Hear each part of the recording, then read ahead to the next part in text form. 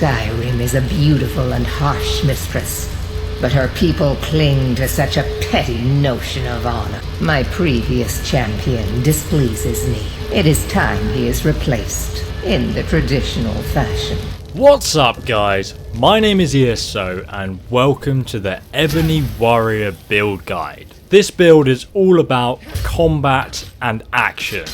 It's really fun to play and it's also flexible if you want to customize it yourself. And the key point that I focused on with this build is that you won't need to craft anything at all. My aim with this build guide was to make a strong build for legendary difficulty that did not rely on any crafting skills at all. But of course you can use them if you want.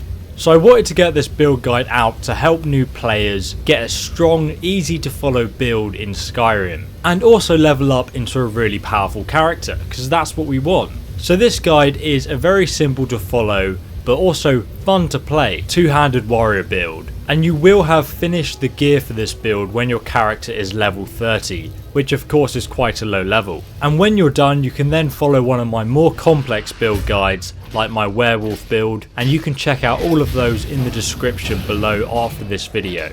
And just so you know, everything that you need to know for this build is in the original game. I've also made video walkthroughs on where you can get all the weapons and armor that you need for it, and how you can also level up all your skills quickly. And all of the content you need for this video will be linked down below in the description. So all you need to do is watch this video and then watch those guides to find what you need. You can't go wrong. So let me show you how this build plays first of all. So obviously playing with a two-handed weapon gives you an enormous reach over your enemies. Often you'll find you can actually attack them while being out of range from their attacks. So one method is to retreat backwards while swinging at your enemies to continuously deal damage to them, but obviously they can't hit you. And as you play you'll get used to finding the sweet spot where you can hit your enemies but they can't reach you. You can also perform a whole variety of power attacks to stagger them or remove their block, and this will make short work of most encounters. We've got the standard standing power attack that will give you a normal boost in damage. You've got the forward power attack, which we use to engage your enemies and get off that massive hit and stagger effect, and sometimes even paralyze our opponents. And then we've got the backwards power attack, which is mainly going to be used for getting space away from our enemies and potentially trying to run away. And then lastly, we've got the side power attack, and I'll explain why this is really good in a moment. So you'll find that the two-handed weapons have a much higher chance to stagger your enemies compared to the one-handed weapon. You may have heard the phrase, the best defense is a good offense. Obviously if we keep hitting the enemy, when they're staggered they cannot attack back. So once complete, this build will not require any health potions. It will literally just heal itself from being in combat instead. So I'm now going to go over the backstory and the lore side of the build for those of you who like to roleplay. But do feel free to skip ahead to the actual main part of the build if you don't care about the roleplay section. So the backstory. You are a Breton cultist of Boethia, the most sinister of the Daedric princes. You gained her favour after winning the Tournament of 10 Bloods, a bloody battle between the 10 major races of Tamriel. Upon emerging from the tournament triumphant, you were sent to reclaim the ancient Daedric artifact of Boethia. Boethia and her devotees function in accordance to a simple creed. Names mean nothing to our Lord. She only cares for those who care for themselves, whose hearts are full of purpose, whose lives are full of deeds. We are forged by Boethia's example. We carve our will upon the world through our tongues and our blades. It is in action and the will to make them that are deserving of merit. In such a cult, words, pledges and titles are meaningless. You care not for the political system, nor the suffering of others. You see it as only weakness. You are above that and motivated by material gain and empowerment, but it's up to you to decide where that takes you. Now let me explain our choice of weapon and why it is the best for this build. You may have noticed that there are 3 types of two-handed weapons in Skyrim: the Warhammer, Battle Axe and the Greatsword. Now the Warhammer does the most damage, but the Greatsword hits the fastest. At first glance the Warhammer may seem better, but I'll explain why that is not always the case in the moment. When you first start your character at lower levels, you will be using the Longhammer, a unique two-handed weapon that has a faster swing speed than normal. This weapon is the best in the game for training your two-handed skill quickly because it's got a fantastic damage per second. So when you start a new character, follow my guide on how to get this weapon and then follow my level 1 to 100 two-handed skill guide, which you'll find in the combat skill section, and that's going to level you up in no time. So once your character reaches level 20, we can get the unique legendary Ebony Blade. This weapon is key to this build. It has a unique unlimited enchantment, so you will never need to recharge this weapon, and that is of course the main appeal of it. It has a base damage of 11, and that might seem quite low, considering a Daedric Greatsword has a base damage of 24. However, the Ebony Sword has a unique effect. It starts with a 10-point absorb health enchantment, so every hit you absorb 10 points of health. But you can actually increase the power of this enchantment every time you kill a friendly NPC. And it's really important that when you watch the video on how to get the Ebony Blade, that you take note of how to increase the power of the weapon, because I've shown you like a clever way on how to do that really quickly and really easily. But when you max out the absorb health enchantment on the Ebony weapon, it will actually do a total of 30 absorb health every time you hit someone. So in total that's 41 damage per hit. And the absorb health enchantment actually ignores your opponent's armor, so it's much better than a Daedric sword. Also, as I mentioned before, because great swords attack faster, you'll actually be absorbing more health faster, and therefore you'll be doing more damage per second. So let's talk about the two-handed skill tree. It's also worth noting that the two-handed skill tree gives us better perks and damage boosters than the one-handed skill tree.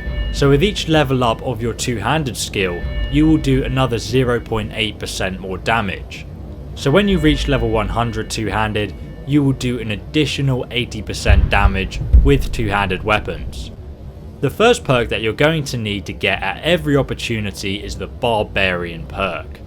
At rank 5 it will make you do 100% more damage, so that is a total of 180% more damage so far. As we are using the Greatsword as our final weapon, we want to get the Deep Wounds perk. It's actually the best perk compared to the War Axe and the Warhammer perks. At rank 3 this perk will give you a 20% chance of doing critical damage. Now critical damage basically means you do double damage. Ouch, that's gonna hurt.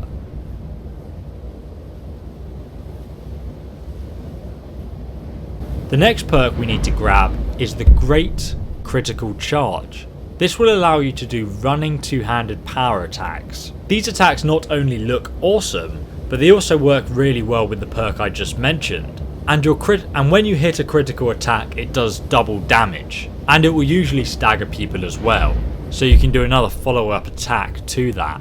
The next perk we're going to get is the Devastuing Blow. This will make your standing power attacks do 25% bonus damage and give you a higher chance to just completely decapitate your foes. And then after that we will get the Sweep perk. This perk, now if you power attack while moving sideways, you will hit all targets in front of you. And what a lot of people don't know is that this will actually hit everybody in front of you with the Ebony Blade's enchantment too. So say for example there's 3 people standing in front of you, you do that sweeping attack, you will then get 90 health back. That's just silly. You can also stagger all of them at the same time too, and it's just such a great way to regenerate health even when you're outnumbered. Lastly, you're going to want to grab the War Master perk. This will give you a 25% chance to paralyze targets when doing backwards power attacks. And of course you'll be doing this a lot when playing defensively. As I stated before, the best defense is a good offense. If you paralyze your target, they can't attack back or even defend themselves, so you can literally just go hammer time on their face. So remember this, Sideways power attacks when you have big groups of enemies and want to get health back are key.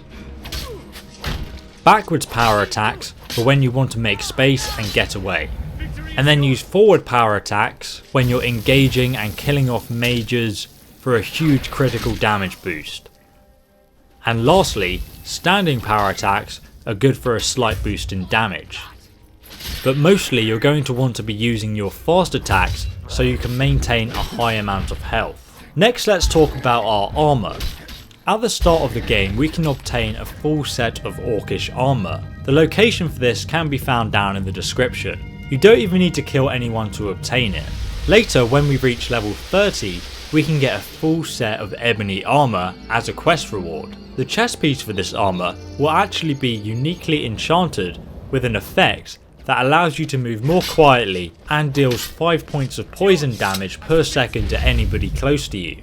And what you'll find is just by standing close to your enemy, you will kill them. You don't even need to attack them. So if you are attacking them, it just adds to your damage. But later on, if you wish to improve your armour further with smithing, one of the crafting skills, in order to reach the armour cap for a total of 80% damage reduction, you can do that. The armour cap in Skyrim is 567 and you can easily reach that number with smithing. But you really don't need to do this because your weapon is absorbing so much health that you'll be losing in combat that you just don't need to worry about it, because you can take damage, you're just going to get that health back straight away. You can also, if you like, wear Daedric armour. I know some people prefer the appearance of it, and the armour rating is of course slightly better as well. And I'll leave a link on where you can get both of those sets in the description so you can make the choice yourself. Let's talk about the heavy armour skill perks. With every level of heavy armour, your armour rating will increase by 0.4%. So at level 100 heavy armour, your armour will be 40% more effective. Make sure that you get the Juggernaut perk at every opportunity. At rank 5 your heavy armour will be twice as effective. That's a total boost of 140% better armour rating so far. We're then going to completely ignore the left side of the perk tree. Some of the perks are okay here, but you can get them later on in the game if you like. They're not important to start off with. So instead, the next perk we're going to get is the Well Fitted perk. This gives you an additional 25% armour boost if you're in full heavy armour, which of course we will be. Then grab the Tower of Strength perk. This means that you'll get staggered 50% less when winding up those power attacks. And trust me, you'll realise how useful it is. The next perk we need to get is the Matching Set bonus. This gives you another 25% boost to your armour rating if you're in a complete set of heavy armour, and obviously we are. So that's going to be a total of 190% better armour once you've got all these perks. Meaning we get about 250 armour for wearing a full set of ebony armour and about 280 for Daedric armour. But as I said before, you can use the smithing skill to reach the armour cap for that if you wish, but you really don't need to. The point of this build after all is to not require any crafting skills. But that said, the smithing skill is actually a good way to make money using this build. There are also some really valuable pieces of jewellery that we can get that are going to help us with this build. I suggest getting the Ring of Namira, a Daedric artifact that gives you 50 stamina and also unlocks a special ability to feed on the corpses of your foes, which really fits the theme of this build and the gory kind of cannibalism behind it. Like, you just don't care about other people. So if you do feed on someone's corpse, you will get a buff for 5 minutes, and that's real life time. That will give you plus 50 health and plus 50% health regeneration for 5 minutes. Which is obviously really good. And you can do a trick where if you feed on the corpse of someone and then you get the buff, and then straight away just remove your ring, and the buff will still be in effect for 5 minutes. This means that you can then put on a different ring, and you're probably going to find some randomly enchanted rings on your travels, so make sure you keep those. And if you get one with like plus 50 or 30 health or plus 70% resistance to frost, then you can put that on instead. Same with your armour. But for your necklace, you have some more choices. Either use the Golda Amulet, which gives you 30 health, magicka and stamina, and also the quest to get this amulet is actually one of the best in the game. Or the other option that I suggest you use at the start of the game because it's much more easy to obtain is the Amulet of Talos, which reduces the cooldowns of your shouts. And that brings me on to talking about the shouts. So the shout we can find later in the game within the Dragonborn DLC is called the Cyclone Shout. This will make a small cyclone around you that will throw enemies into the air. Like, it's so ridiculous, it even throws giants into the air, which just doesn't make any sense, but why not? The thing about this shout is it almost makes you invincible while active, because when the enemies are thrown into the air, they fall to the ground and it takes a few seconds for them to get up, so it's almost like they're paralysed. And it means that they can't attack for 5 seconds or defend themselves, which is long enough to kill most of them. Like, they're just helpless. And it also means with this ability that you can't be outnumbered. If you run into like a group of people, it will just throw them all on the floor and then you can kill them. The most important thing to remember about this shout is that you only need 1 word of power, because at the weakest version the shout has a reduced cooldown of 30 seconds. And the only difference of using the more powerful version of the shout is that it does more damage to enemies and also increases the distance that they're flung. This can be useful and rather funny, but it is quite situational. So the drawback is that the more powerful version has a 60-second cooldown. You can vary the power of this shout depending on the situation. Just hold down the shout button for the more powerful version, or just press it once quickly for the weaker version. And just remember they both last the same length of time, just the weaker one has a shorter cooldown. Obviously this shout is not available to you at the start of the game, so to start off just use the Unrelenting Force shout, which is the first shout we unlock. And at max power with all 3 words, this shout is almost as good as the Cyclone shout, apart from the shout doesn't travel as far, so it doesn't work as well when you're trying to deal with mages and archers, and also it has a longer cooldown. The next option I suggest is the Dragon Aspect shout, which is also found in the Dragonborn DLC. At max power, this shout is incredibly useful. It gives us a 25% damage boost to power attacks. And as you already know, ours are already stupidly powerful. It also increases our armor rating by another 125%, so you can in fact almost reach the armor cap without smithing at all. It will then give you a 25% increase in your fire and frost resistance. The only drawback is that this shout can only be used once a day, but you can actually get around this because the shout lasts for 300 seconds in real life time. So that's long enough to kill everybody, and then once your enemies are dead you just wait 24 hours in game and then you can use it again. And also, while the shout is actually active, we also get a 20% cooldown to any other shouts that we use for the duration of the Dragon Aspect. So if you use your Dragon Aspect shout, you can then use your Cyclone shout more often. These 2 things, in combination with the Ebony Sword, which allows you to regenerate health, will make you pretty much invincible. That said, we can actually reduce the cooldowns of our shouts further by wearing an Amulet of Talos, and also activating a Shrine of Talos for a further 20% reduction to your shout cooldowns. And that will last for 8 real-time hours, which is plenty of time. And then you can just go back and renew the buff. There's a Shrine of Talos right here in Whiterun, in the centre of the place. With the amulet and the shrine buff, that's a total shout cooldown reduction of 40%. And by the way, just to warn you, there's a visual bug that says the Shrine of Talos gives you 0% reduction, but this is just a visual bug, so don't worry, it doesn't affect anything.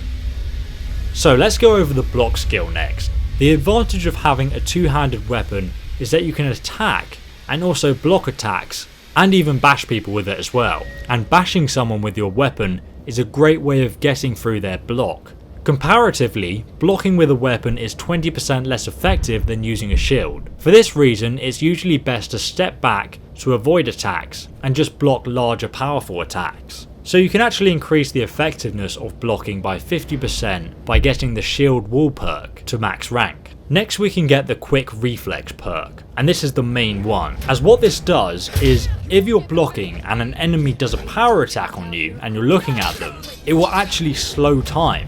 So what this means is that you can dodge backwards while still blocking, and you can just completely dodge the attack, and then it will still give you time to counter attack them back. So just sort of like step back, step around them, and then do your own power attack, and it is probably the most useful perk in the skill tree for you.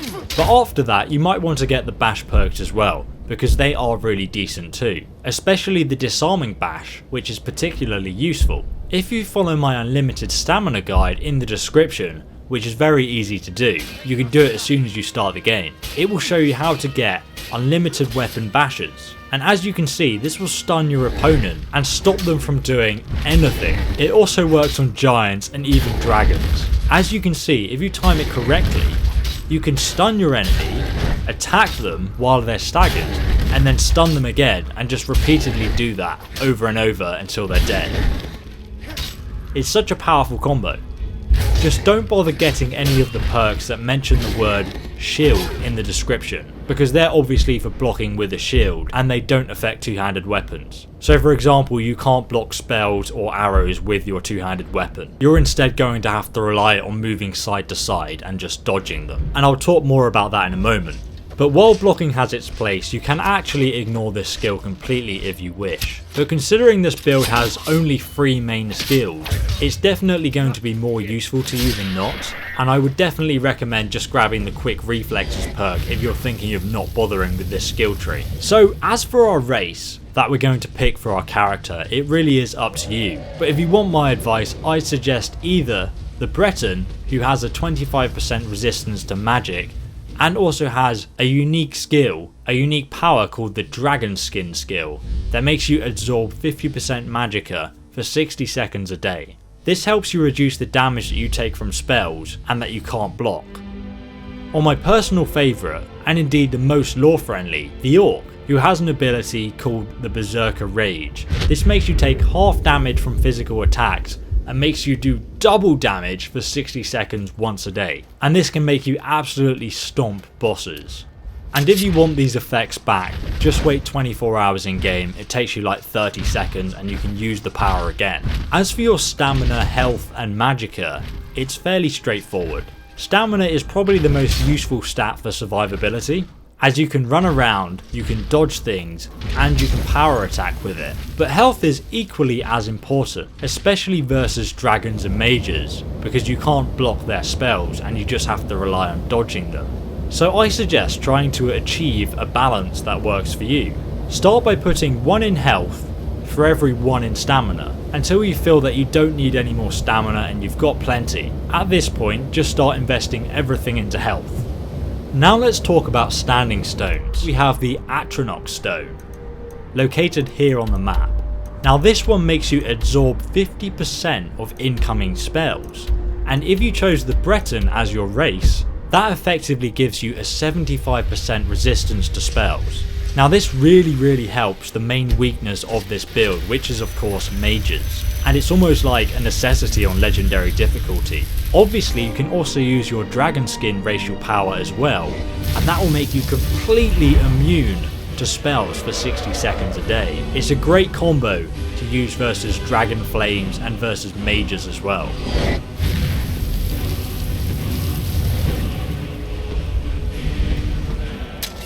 So the next standing stone which is worth a mention is the Steed Stone.